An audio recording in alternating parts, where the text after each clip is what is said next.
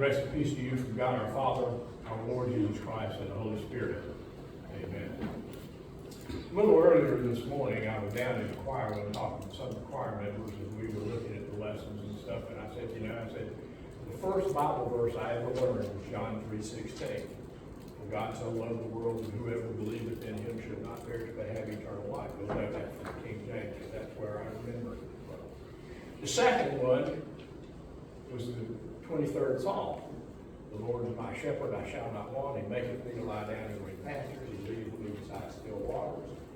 King James again, but that's where I learned it. Now, those first couple of verses tell you something about sheep that maybe you don't know.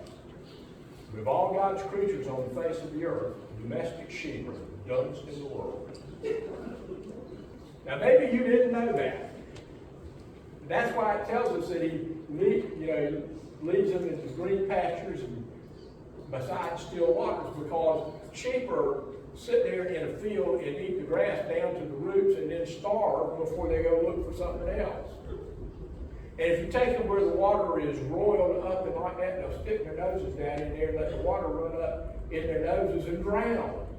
That's why they have to have still, calm waters to drink out of. Now maybe you didn't know that, and when they shear sheep, you might have seen this, they throw them on their backs because they can't get themselves back up again. You got to help them get back up. So while you got them down there like that, you can shear all that wool off of them, and they can't do anything but make nasty noises at you. We're God's sheep. We're dumb as mud. That's just the God-awful truth.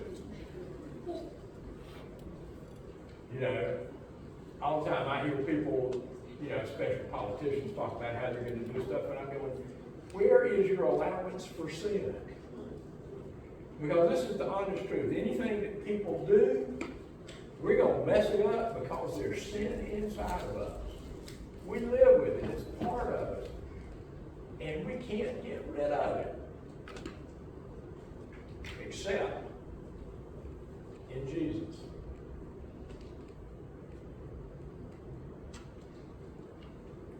I like good art. Now, everybody's decision about what's good art and what's not is different, and so mine won't be yours.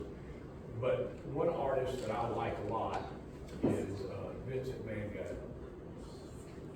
And he's got a picture he painted called Starry Night. Now, I don't know if any of you have ever seen it, but it's this very lurid picture of stars up in the night sky over a wheat field, and it has these big, tall, gnarled oaks in it. And it doesn't look like anything you've ever seen in real life.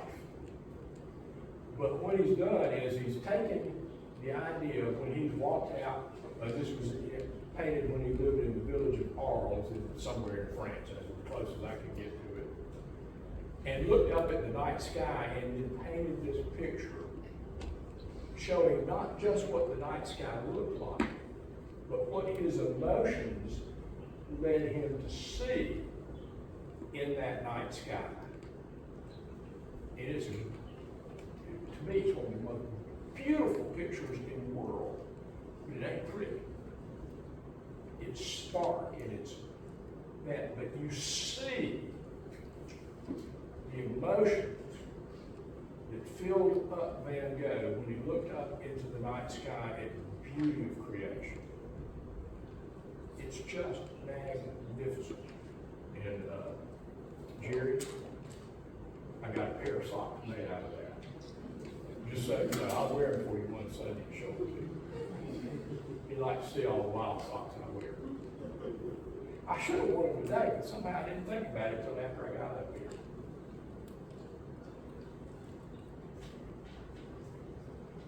Today's lessons are like a picture postcard. They give us an insight into who Jesus is and how Jesus understands himself that we don't always get. And we get it in two ways. He's the shepherd who calls the sheep. Now, if you were to go over to Israel or somewhere like that and you would see somebody who's a shepherd, you would know that he's walking along and they're all screaming out behind him. And if one of them gets out of line, he calls over its name, it gets right back in line. That's the way it is. And Jesus is saying, in the village, they would have, a large pen for everybody's sheep to be safe at night. And then in the morning, when it's time to lead them out to pasture, each shepherd would come and turn and open the gate up, and he would call his sheep, and they would stream out after him, and all the rest of them would stay. So once upon a time, this is a true story, there was this professor fellow who was leading students on a tour of Israel, and he had talked to them about this, and it's happened sometimes in rural countries, when you're down this rural road, the bus they were on got stopped because there was a bunch of sheep going across the road, but there was no shepherd out front, there was a guy in the back with a long switch, inching them along and getting them across the road, and this fellow's going, what's going on? And so he hops up and runs out the door of the bus and runs over the fellow and said, I have taught for years that the shepherds up here lead their flocks, that they follow their leader, they hear his voice and know that they belong to him and do. And here you are, behind these sheep, flicking them with a switch to keep them going. He says, yes, you're right. But you have to understand, I'm not the shepherd, I'm the butcher.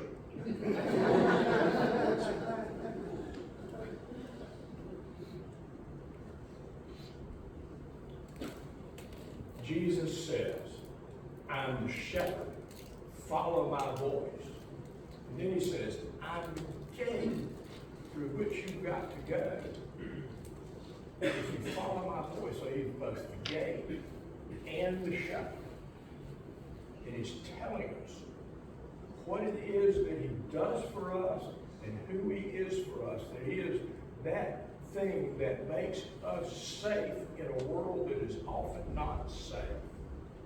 He is that person in the world whom we can follow and know that when we follow him, we are cared for, much as if he were a shepherd and as if he were the gate through which there is safe passage. He's both of those things. He is using what would be a very common metaphor in the world we grew up in, because, I drive, when I was growing up and driving around in South Carolina, I never saw a goat. Now I tell people I can't get a mile outside of a town limit without seeing a goat. But I don't ever see any sheep for some reason. I don't know why that is. I think goats are easier to raise than sheep are. Sheep are need more help. But in the world in which he lived, sheep were everywhere. That was their cows.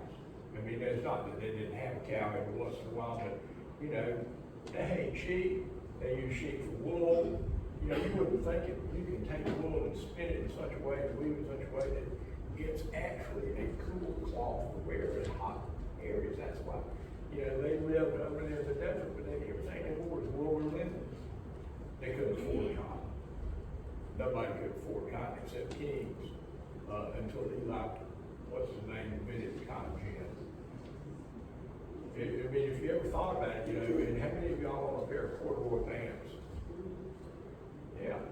If you break that down, that means cloth of the king.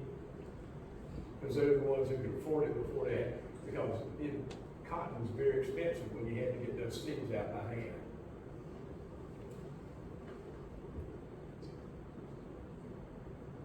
Jesus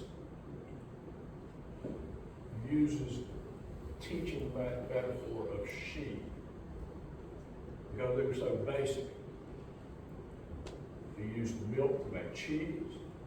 They used wool to make clothing and blankets and other stuff like that. When they slaughtered them, they used the whole sheep.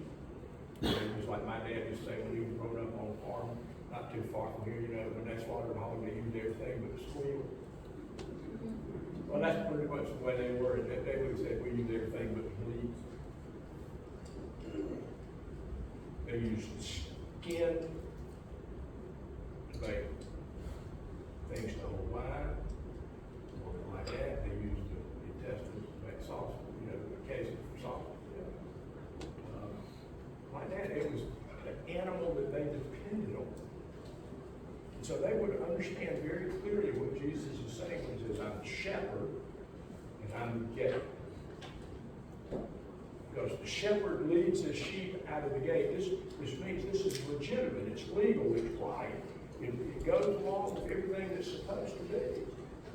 So when Jesus says, I'm the shepherd, he's the one leading, he's the one that owns the sheep.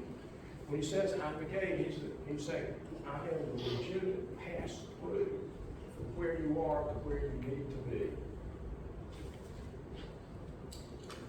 And I will lead you to green pastures. I will lead you to still water. I will lead you through the valley of the shadow of death so that you do not have to fear. And with me, dwell in the courts of the Lord forever. It's Jesus who is our Savior. It's Jesus who comes for us. It's Jesus who calls us and leads us from death through the gate into life.